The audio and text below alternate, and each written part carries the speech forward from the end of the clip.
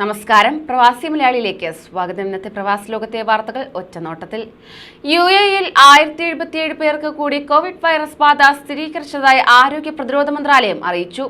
ചികിത്സയിലായിരുന്ന 1611 പേർ സുഖം പ്രാപിക്കുകയും 3 പേർ മരണപ്പെടുകയും ചെയ്തു.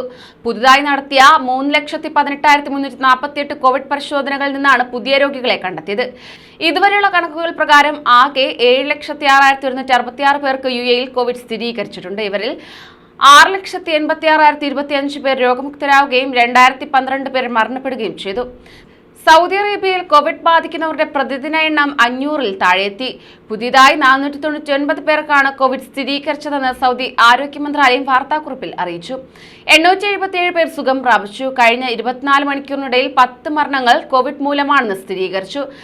രാജ്യത്ത് ഇന്ന് 69,991 RT-PCR പരിശോധനകൾ നടന്നു. ഇതുവരെ രാജ്യത്ത് റിപ്പോർട്ട് ചെയ്യപ്പെട്ട ആകെ കോവിഡ് കേസുകളുടെ എണ്ണം 5,40,743 ഇതിൽ 5,26,436 പേർ രോഗമുക്തരായി. ആകെ മരണസംഖ്യ 8,449 ഒമാനിലേക്ക് വരുന്ന യാത്രക്കാർക്ക് 2 ഡോസ് വാക്സിനേഷൻ നിർബന്ധമാക്കി. കര, വ്യോമ, സമുദ്രമാർഗങ്ങളിലൂടെ ഒമാനിലേക്ക് വരുന്ന യാത്രക്കാർക്കാണ് 2 ഡോസ് വാക്സിൻ നിർബന്ധമാക്കിയിരിക്കുന്നത്. ഒമാനിൽ അംഗീകരിച്ച വാക്സിനായിരിക്കണം എടുത്തിരിക്കേണ്ടത്. ഒമാനിൽ നിലവിലുള്ള രാത്രി ലോക്ക്ഡൌൺ ഓഗസ്റ്റ് 21 ശനിയാഴ്ച അവസാനിക്കും. ഒമാൻ ഭരണാധികാരി സുൽത്താൻ ഹൈതം ബിൻ താരിഖ് മുന്നോട്ട് വെച്ച നിർദ്ദേശങ്ങളുടെ ഭാഗമായാണ് നടപടി. കുവൈറ്റിൽ അൽലിയാഹ് റോഡിൽ 2 ബസ്സുകൾ കൂട്ടിയിടിച്ച് 5 പേർ മരിച്ചു. 15 പേരെ പരിക്കുകളോടെ ആശുപത്രിയിൽ പ്രവേശിപ്പിച്ചു.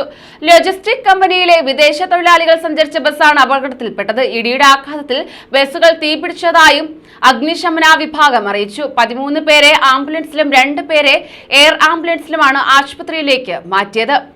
ഖത്തറിലേക്ക് കടത്താൻ ശ്രമിച്ച മയക്കുമരുന്ന് പിടിച്ചെടുത്ത് air cargo and special airports വിഭാഗം. ഒരു ഏഷ്യൻ രാജ്യത്ത് നിന്ന് ഖത്തറിലേക്ക് കൊണ്ടുവന്ന സാധനങ്ങൾക്കിടയിലായിരുന്നു മയക്കുമരുന്ന് ഒളിപ്പിച്ചിരുന്നത്. 1.69 കിലോഗ്രാം ഹാഷിഷ് ഇങ്ങനെ കണ്ടെടുത്തതായി അധികൃതർ അറിയിച്ചു. രാജ്യത്തേക്ക് നിയമവിരുദ്ധ ഉൽപ്പന്നങ്ങൾ കൊണ്ടുവരാൻ ശ്രമിക്കരുതെന്ന് അധികൃതർ നിരന്തരം മുന്നറിയിപ്പ് നൽകാറുണ്ട്.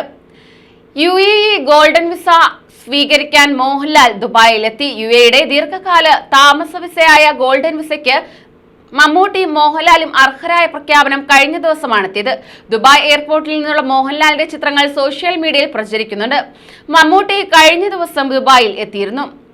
3 ദിവസത്തെ കാത്തിരിപ്പിന് ശേഷം യാത്രാവിലക്ക് നീങ്ങിയതിന് പിന്നാലെ നാട്ടിലേക്കുള്ള വിമാന നിരക്കും കുറഞ്ഞു.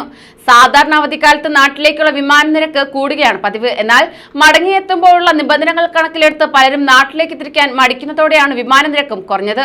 അടുത്ത ദിവസങ്ങളിൽ ദുബായിൽ നിന്ന് കൊച്ചിയിലേക്ക് എയർ ഇന്ത്യ എക്സ്പ്രസ് ഉൾപ്പെടെയുള്ള വിമാനങ്ങളിൽ 330 ദിർഹമിന് യാത്ര ചെയ്യാൻ സാധിക്കും. ഓണം ഓഫർ എന്ന നിലയിലാണ് പ്രഖ്യാപിച്ചിരിക്കുന്നത്. കോവിഡ് നിബന്ധനകൾ പാലിക്കാതെ യാത്രക്കാരെ കയറ്റിയതിനെ തുടർന്ന് ഇൻഡിഗോ വിമാനങ്ങൾക്ക് ഏർപ്പെടുത്തിയ വിലക്ക് UAE പിൻവലിച്ചു. വെള്ളിയാഴ്ച മുതൽ സർവീസ് പുനരാരംഭിക്കുമെന്ന് ഇൻഡിഗോ അറിയിച്ചു. 24 വരെയായിരുന്നു വിലക്ക് ഏർപ്പെടുത്തിയിരുന്നത്. യാത്രയ്ക്ക് 4 മണിക്കൂറിനുള്ളിൽ എടുത്ത റാപ്പിഡ് PCR ഫലം ഹാജരാക്കാത്ത യാത്രക്കാരെ കയറ്റിയതിനാണ് ഒരാഴ്ചത്തേക്കുള്ള സർവീസുകൾക്ക് വിലക്ക് ഏർപ്പെടുത്തിയത്. ഇന്ത്യ ഉൾപ്പെടെയുള്ള 23 രാജ്യങ്ങളിൽ നിന്നുള്ളവരുടെ പ്രവേശന വിലക്ക് തുടരുമെന്ന് ഒമാൻ. ഇറാഖ്, ഇറാൻ എന്നിവിടങ്ങളിൽ നിന്ന് വരുന്ന ഒമാൻ സ്വദേശികൾ ഉൾപ്പെടെയുള്ളവർ ഇൻസ്റ്റിറ്റ്യൂഷണൽ ക്വാറന്റൈൻ നിർബന്ധമാക്കിയിട്ടുണ്ട്. ആരോഗ്യ പ്രവർത്തകർ, നയതന്ത്ര ഉദ്യോഗസ്ഥർ എന്നിവർക്കും കുടുംബാംഗങ്ങൾക്കും അനുവദിച്ച ഇളവ് തുടരും.